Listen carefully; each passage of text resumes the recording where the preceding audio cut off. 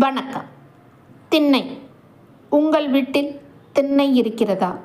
அந்த திண்ணையில் உட்கார்ந்து அந்த உன்னதமான வசந்தத்தை அனுபவித்து இருக்கிறீர்களா? அண்ணன் எப்போ போவான், திண்ணை எப்போ காலியாகும்?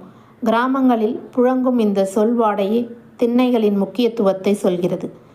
ஆனால் இன்று திண்ணைகளே காலியாகிவிட்டது என்பதுதான் ஒரு வரலாற்று சோகம்.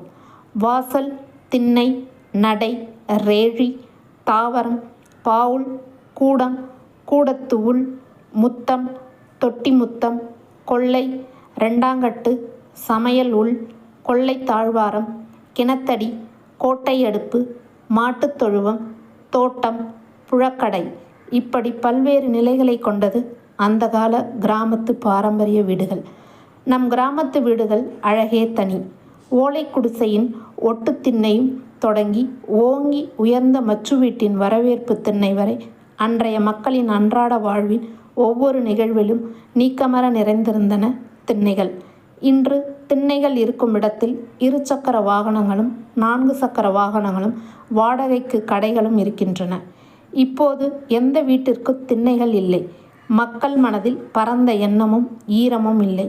பழைய காலத்தில் வீட்டின் இருபுறமும் திண்ணை வைத்து கட்டுவார்கள். வழிப்போக்கர்கள் தங்கவும், வீட்டு பெரியவர்கள் மாலை நேரத்தில் காற்று வாங்கவும் வசதியாக இருக்கும். அக்ரஹாரங்களின் அழகே திண்ணைகள்தான். வரிசையாக திண்ணையுடன் கூடிய வீடுகளும், தெருக்கோடியில் ஒரு அழகான கோவிலும், பெரும்பாலும் கிருஷ்ணர் கோவில்கள்தான்.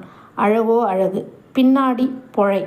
கூட்டு குடும்பம் இல்லாமல் எப்படி நமது பண்பாடு சீர்கெட்டு விட்டதோ அப்படியே திண்ணைகள் இல்லாமல் குடும்ப வாழ்விலும் சமூக வாழ்விலும் அமைதி இல்லாமல் போய்விட்டது.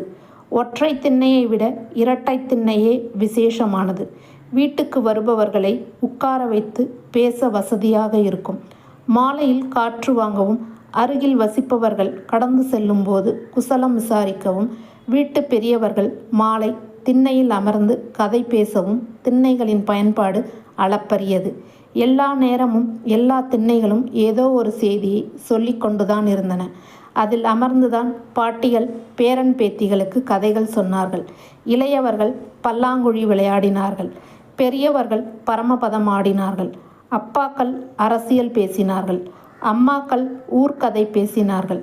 புழக்கடை திண்ணையில் அமர்ந்து புதுமண தம்பதியர் நிலாவை ரசித்தனர். எதிர் திண்ணைகளில் காதலர்கள் சமிஞ்சையில் காதலை வளர்த்தனர்.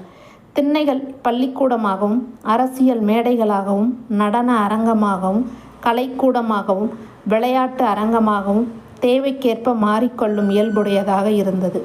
சாணம் மணக்கும் ஏழை வீட்டு திண்ணை தொடங்கி கிரானைட் கல் பதித்த பெரிய வீட்டு திண்ணை வரை கல்வி, விளையாட்டு, ஆடல், பாடல், அரசியல், அனுபவம், பக்தி, பஞ்சாயத்து கதை, நாடகம், காதல், காமம், மகிழ்ச்சி, சோகம், இளமை, முதுமை என்று நமது கலாச்சாரங்களை சொல்ல ஆயிரம் விஷயங்கள் உண்டு திண்ணைகளிடம். ஆனால் தற்காலத்தில் ஒருவரோடு ஒருவர் பேசுவது என்பதே அரிதாகிவிட்டது. கிராமப்புறங்களிலாவது அக்கறையுடன் குசலம் நலம் விசாரித்தல் இன்னும் நடைமுறையில் உள்ளது. ஆனால் நகர்ப்புறங்களில், அதுவும் அடுக்குமாடி குடியிருப்புகளில் மிகவும் மோசம். கிராமப்புறங்களில் சன்னதி தெருவின் அழகே அழகு. இப்போது அதுவும் கொஞ்சம் கொஞ்சமாக துளைந்து வருகிறது. மனிதர்கள் ஒருவருக்கொருவர் நலம் விசாரிப்பது, அன்பை பரிமாறினாலே உலகில் பாதி நோய்கள் குறைந்துவிடும். திண்ணைகள் வெறும் கல், சிமெண்ட், மணலால் ஆன கலவைகள் மட்டுமல்ல. திண்ணைகள் நமது பாரம்பரியம். திண்ணைகளை போற்றுவோம். நல்லெண்ணத்தை வளர்ப்போம். நன்றி.